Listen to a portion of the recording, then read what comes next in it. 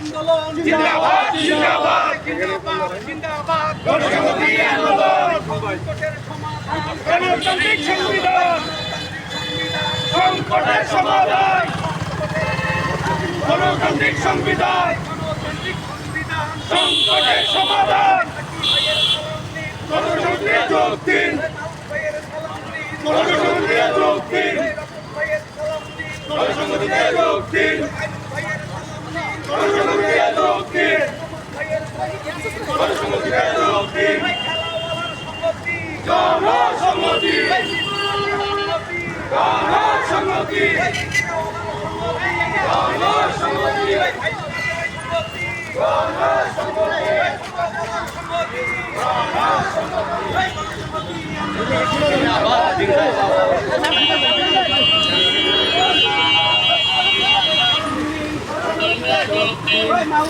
সালাম নিন রতন ভাইয়ের সালাম নিন ভাইয়ের সালাম নিন পক্ষ থেকে আজকের এই পথসভা আয়োজন করেছি। আজকের এই পথসভায় আমরা আমাদের মার্কাকে পরিচিত করে দিয়েছি যে মাথার মার্কা। শুধু তাই নয়, এই দেশকে পরিবর্তনের জন্য আমাদের একটি গণতান্ত্রিক সরকার প্রয়োজন।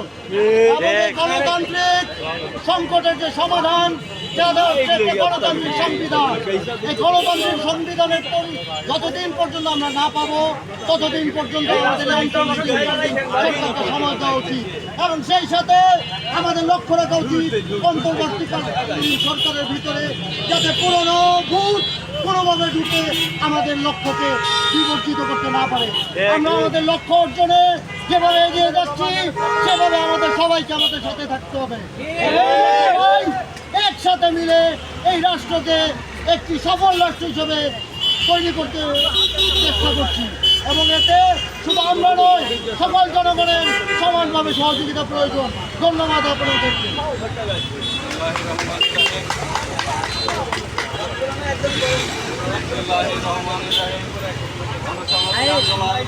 মিরপুর অঞ্চল আয়োজিত এই পথসভায় গণসংহতি আন্দোলন পল্লবী থানার আহ্বায়ক, মিরপুর অঞ্চলের আহ্বায়ক সদস্য সচিব এবং মিরপুর অঞ্চলের অন্যান্য নেতৃবৃন্দ সহ মিরপুর অঞ্চলের গণসংহতি আন্দোলনের সকল কর্মীবৃন্দকে সংগ্রামী অভিনন্দন।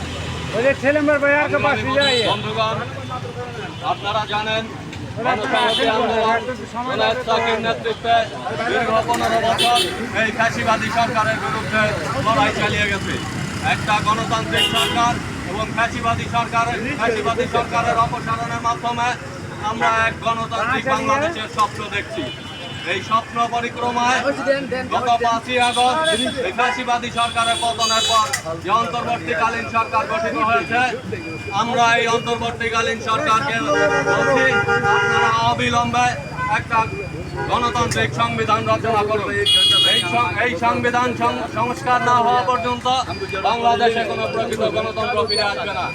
আবার যেন কোনো কথিত স্বৈরাচার কিংবা স্বৈরাচারের দোসররা আবার আমাদের উপরে সেই ফ্যাসিবাদের ভূত হিসেবে যেন চেপে বসতে না পারে, এই সংগ্রাম আপনারা অব্যাহত রাখবেন। এই বলে আপনাদেরকে আমি আমার বক্তব্য শেষ করছি এবং আপনাদেরকে ধন্যবাদ জানাই। ধন্যবাদ। সবাইকে নতুন শুভেচ্ছা। আপনারা প্রত্যেকে জানেন গত 5 তারিখ একটি রক্তক্ষয়ী ছাত্র জনতার অভ্যুত্থানের ভিতর দিয়ে বাংলাদেশে একটি নতুন গণতান্ত্রিক যাত্রার পথ আমরা স্বপ্ন দেখেছিলাম। আজকে গণসংহতি আন্দোলন সারা বাংলাদেশ জুড়ে এবং মিরপুর অঞ্চল জুড়ে যে রাজনৈতিক গণ অভ্যুত্থানের প্রশ্নে আমরা একত্রিত হয়েছিলাম, সেই প্রশ্নে আমরা আমাদের আন্দোলন, আমাদের সংগ্রাম চালিয়ে যাচ্ছি।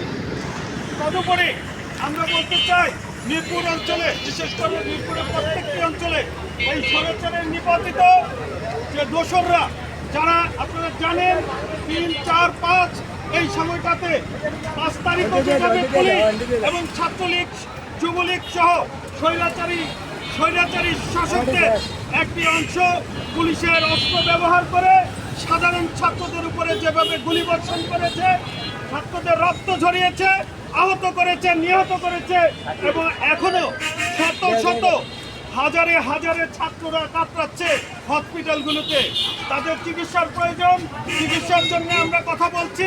মিরপুর অঞ্চলের আপনারা জানেন আমাদের জুলফিকার সঙ্গে যে তার সংগ্রামী জীবনের ছাত্র জীবনের একটি বড় অংশ গণমানুষের অধিকার এবং ছাত্র অধিকারের জন্য দিয়ে গেছে। সে 4 তারিখ যখন সেই 10 নম্বরে ব্যারিকেড দিয়ে সেই বিশাল স্রোতকে এবং স্বৈরাচারের সেই দলিত লোকজনকে যখন প্রতিরোধ করছিল জনতাকে সাথে নিয়ে শাকিল এগিয়ে গিয়েছিল, সেই শাকিল 4 তারিখে মাথায় গুলি নিয়ে আপনারা জানেন সেটি যুবলীগের নেতারা করেছে। এখানকার সেই যুবলীগ নেতারা যে গুলি করেছে সেটি ছিল পুলিশের সরকার। সেই সরকারে আমাদের শাকিল 7 থেকে 8 দিন হসপিটালে কাটিয়ে তারপরে জীবন নাশ হয়েছিল এবং সেই শহীদের মর্যাদা লাভ করেছিল। শাকিলের রক্তের উপরে দাঁড়িয়ে আমরা বলছি এই যে আন্দোলন, এই যে অভ্যুত্থান, সেই অভ্যুত্থানকে আমরা জিততে যেতে দেব না। এখনো ইন্টারিয়াম গভর্নমেন্টের ভিতরে যে ধরনের সংকট এবং সংকটের যে সমাধান, গণসংহতি আন্দোলন জুনেদ সাকি সহ মিরপুর অঞ্চলের আমাদের কর্মী এবং নেতৃবৃন্দরা বলে যাচ্ছেন একটি গণতান্ত্রিক সংবিধান একটি রাষ্ট্রের সঠিক রাজনৈতিক সংকটের সমাধান করবে, সেই প্রত্যাশা আমাদের থাকে।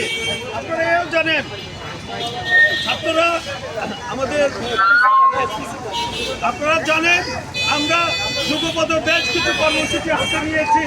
আগামী নভেম্বর পর্যন্ত সারা দেশব্যাপী আমাদের এখানে সারা দেশব্যাপী আমরা জনগণের মতামত দিব। একটি গণতান্ত্রিক সংবিধান এবং জনগণের রাজনৈতিক শক্তি বিকশিত হওয়ার জন্য অপরাপর রাজনৈতিক শক্তির সাথে নিয়ে আমরা আমাদের ম্যান্ডেট বাস্তবায়ন করব এবং জনগণের গণতান্ত্রিক সংগ্রামের পথে আমরা হাঁটব। এবং বন্ধুগণ, আজকের এই সমাবেশে আমরা